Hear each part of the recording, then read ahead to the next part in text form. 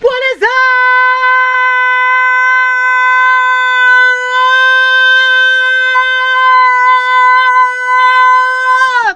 Oh yes, buddy. Everybody, my good people, you know who it is. Yours truly, the king of charisma, shaman of swagger, Carter James, the Nillihc master, celebrating 12 years of Nillihc to the max positive vibes. The only way yours truly knows how. With a strong mind, a powerful personage, and an unforgettable aura, baby! Yes! My good people, my great positive vibers, my fellow human beings. Yes! 12 years have gone by. I can't say this enough. I know I'm sounding like a broken record right now, but I can't believe it. It's been 12 years of my word Nillihc, the wonderful Nillihc master persona I created to move my life forward in a positive direction, and so on and so forth. Of course, I cannot extend my thank yous and my appreciations enough to all of you who've come into my life these past 12 years, positively, negatively, and everything else in between. If indeed this is it, if indeed we are just given this one life as human beings and there is no afterlife or whatever, I can tell you, being a part of this universe, being a part of this planet, being in North Hollywood, California, where I'm currently right now, I am so grateful, internally, externally, and everything else in between, to share this beautiful lifeline with you, which is me, myself, and I, King of Charisma, Shaman of Swagger, Carter James, the Nillihc Master. So what's going on with yours truly? What am I here to announce? Well, not only my thank yous, not only my gratitude, not only the new attitude that I plan on sharing with you guys, but also the new jobs I'm taking a part in. And I know that some people might, have their opinions of why I'm doing this and might not agree with it, but I get it. But at 27 years of age, I have to be who and what I am. And the older I get, the more authentic I am becoming. That's life, at least for me. I can't speak for the other 7 billion people plus in this world. But what I can do is do my part so phenomenally and so exceptionally as myself. And I do it well. And I do it wholeheartedly. And I do it to the max. Nillihc to the max. Always. And, wow. I never thought in a million years when I first came here to North Hollywood, California, that I would be, on Jimmy Kimmel, like a month after moving here, and and had to be on 5 episodes of his show within a show called Do You Have What It Takes? It still blows my mind. I still have not met with his talent manager yet, as promised, but it's okay. I have no animosity. I had a great time being on his show back in November and December of 2014. I had a lot of fun in 2015, meeting new people, meeting new roommates. I have new roommates now who are lovely in every capacity, who inspire me to the core in every way, shape, and form. And they inspire me to continue to never ever compromise my authenticity, moderate my veracity, or above all, lose my Nillihc to the max ways. And that is a vow that I've taken back in 2004 up until now. As many of you know, I have not been perfect.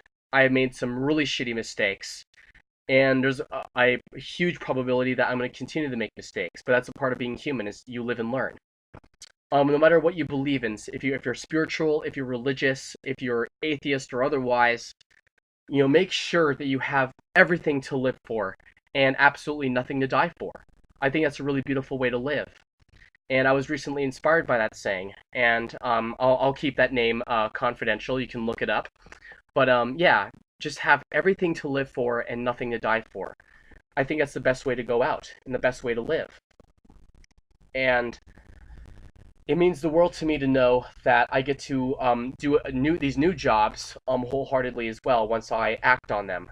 I have acted on one. I am planning on doing Masterclad Costco road shows where I get to travel the company, travel the country and work for a company that sells cookware, high-class cookware in Costco's all around the United States. That is something I am looking into. I haven't really acted on that yet. That is something that I still want to think about. But I'm also wanting to work as, I already set up a profile online, as a male companion for straight women.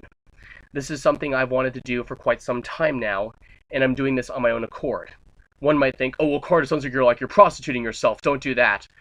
There's a fundamental difference between being a companion and a prostitute. A companion is you're selling your time, and if sex happens between me and that woman, that's strictly personal, and it was not a part of the agreement. When it comes to prostitution, you're just basically paying to have sex. You're not really paying for time. You're just paying for sex time. There's a difference, in my opinion. I'm doing this on my own terms. I don't care if you like it or not. It is for me because I enjoy it. I enjoy escorts, and I want to be one. I've done a lot of things. I have been a male stripper. I have, I have my own sex tape out there somewhere. Thankfully, it's not really online. It's on a guy's webcam, camcorder. That really says a lot. But, one might think, well, why am I posting this on YouTube? Why am I giving all this information away? Because at the point, I really don't give a fuck the right way. There's a right way to give a fuck, and there's a wrong way to give a fuck. Just like there's a right way to not give a fuck, and a wrong way to not give a fuck. I could go into details, but that's a little bit longer than the time we have here. Yes, I am a male companion, and I'm proud of that. And I'm doing that on the side. I do plan on still becoming an international celebrity and entertainer. That is something that is still forefront, and I'm working on that to the best of my ability. I still want to be an actor. I'm a part of the Valley. We're still doing that. It's still in the works. We're having a huge party scene coming up where it's going to be shot at a mansion. I don't know which mansion specifically, but we're looking for extras to be a part of the scenes that are taking place at the mansion for the big party scene. And I think this will be a great way to wrap the Valley for its first season. I'm looking forward to showing who I am on camera for a wonderful, wonderful character by the name of Chode Christ. Chode Christ is just a more amped up version of yours truly, Carter James, the creator and founder of Nillihc and the character, the Nillihc Master. So basically, Chode Christ was not much of a stretch for me to play. I love playing Chode. He's a wonderful character. And he's everything I aspire to be, a ladies' man, a little bit deluded, but really, really fun and funny, and he has a really good heart, which you'll come to find once you watch The Valley.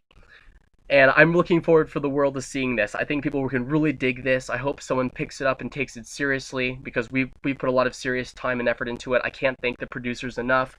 All my wonderful cast members, they are to die for, and they're going to have extraordinary careers and one hell of an amazing legacy to leave behind, all of them.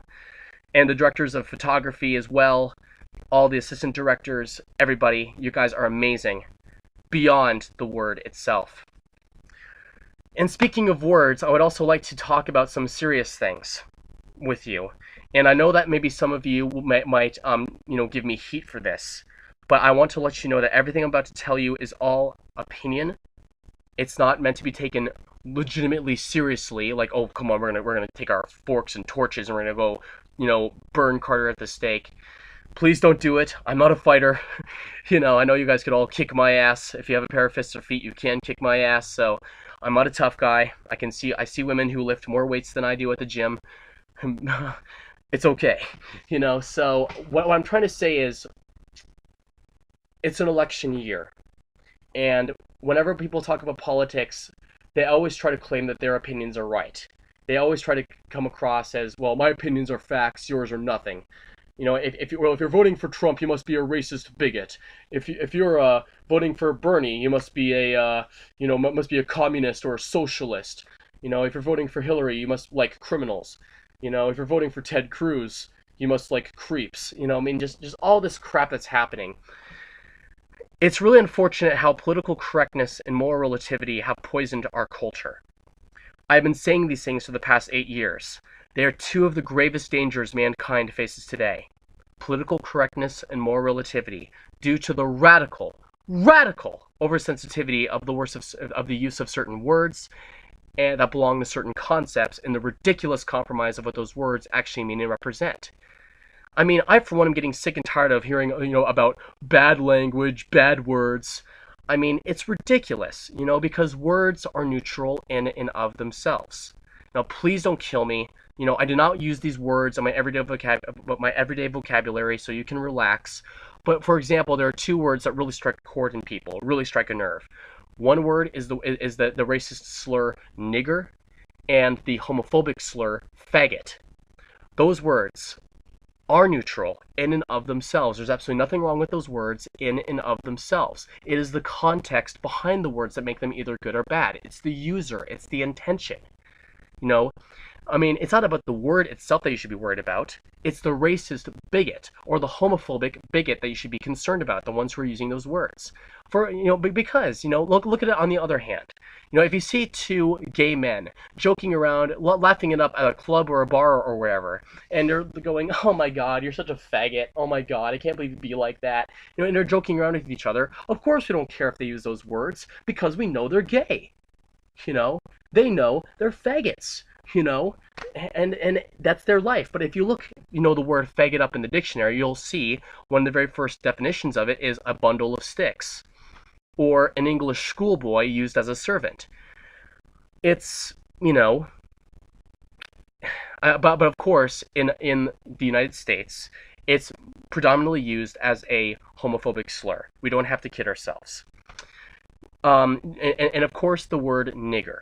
You hear it all the time, especially between black people. What's up, my nigger? Or whatever, stuff like that. Or the Nigga version of it, nigga.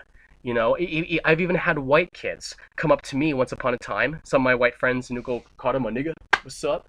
And to me, I mean, I was kind of startled for a minute, but in a subtle way, going, well, okay, well, just don't say that to a black person or else they'll kick your ass, because there's always going to be that controversy of, well, can white people use that word and get away with it? Can the rapper Eminem use the word nigger and get away with it in his songs? I mean, I know I, for one, could never, ever in this culture get away with using that word. I, for one, am not a big fan of the word. I don't use it in my everyday vocabulary. I'm just not for it. It's just not for me. If it's for you, say it, do your thing. If it's for you, do it. Just like the word faggot. I don't use that word. It's not for me in my everyday vocabulary, but if you want to use it, go right ahead and do your thing. I will not call you out on it if you use a word that, "Oh, it sounds sensitive, it's going to hurt my feelings." It's just too ridiculous these days how we're creating a society of victims based on hurtful words. It's ridiculous. It's becoming more and more prevalent these days. And I don't know if social media is to blame. I don't really want to just point the fingers at a certain person, place, thing, or idea. But because of what the political correct societies have become in our world, it just seems like it's becoming so much more disingenuous, and to the point where people can't take a joke anymore. Some people can't take a joke anymore, yet some of them spend all their time and living making their entire lives one. And that's really pathetic and just disturbing. And I believe that we are a better world than this. We are a better universe than this. We are better human beings than this. Words are neutral. I mean, I've been called a lot of words in my life. Freak, faggot, a fake, a phony, a Fruit Loop. What else? I could keep going on. A wuss, a bitch ass. And then of course the really creative cursing comes in. Bitch ass cunt, faggot ass bitch, fuck shit fuck. And then of course the 7 words that get bleeped by our censors, as George Carlin put it a couple of decades ago: shit, piss, fuck, cunt, cocksucker, motherfucker, tits. The great thing about these words, guys, is that they're only words. They're neutral. They're completely harmless. It is the context and the intention behind them that make them either good or bad. And that's how I feel about that. You can have your differences of opinion. I will not berate you, and I will certainly not be a bigot towards anybody who disagrees with me. Like or dislike this video, do as you will, but I know who I am and what I think of me, and that's all that matters. I know that I'm not a bigot, I know that I'm not racist, and I know I'm not a homophobe. I have been supporting civil rights, gay rights, LGBT rights, the rights of people who are minorities or whatever all my life, because this just in, we're all just human. It's going to be okay. It's going to be fine. But we still have a long, yes, long way to go. And I'm confident that I'm going to do my part to making sure that I'm promoting a positive message, not based on sunshine, rainbows, and unicorns, but based on authenticity, tenacity, and veracity. Based on a strong mind, a powerful personage, and an unforgettable aura. I will do my part. I don't care if you're black, white, gray, green, purple skinned. I don't care what your religion is. I don't care, what your spirituality is. I don't care what you dress like. I don't care if you walk around naked, if you pull down your pants to do the Macarena in front of me. As long as you're not physically hurting, physically threatening, or physically harassing me or your fellow human beings, it's fair game. That's the way I live. I am extremely chill. But what the Nillihc Master and I will never be chill about is injustice, bigotry, racism, homophobic tendencies, xenophobia, elitism, just things that have irked me since I was a kid. Because to me, why can't Adam and Eve and Adam and Steve be married? Why not? I mean, that's kids in the sandbox crap to argue about that. Well, it says in the Bible. Well, if you look up in the Bible and the Quran and in religious books like that, no book ever says word for word, thou shalt not be a fag. Thou shalt not be a queer. Thou shalt not be, politically incorrect. Thou shalt not masturbate. Thou shalt not fap. And those were people who did not have democracy, the internet, libraries, electricity, telecommunication, or jet airfare to go anywhere. I'm sorry, but I cannot, well, actually I'm not sorry. I cannot take those books as seriously as cutting-edge science or breakthroughs in medicine. One might ask, well, does that mean you do not believe in God? Well, I'm more than willing to tell you my opinions and beliefs about God. I don't define myself by any word that ends in ist. I just don't. The feminist, leftist, constitutionalist, just any word that ends in ist, I don't define myself by. I don't define myself by the labels of the world. I define myself by titles, by the titles that I give myself. The way I define labels are definitions that people are, let me say this again, let me catch my breath. Titles are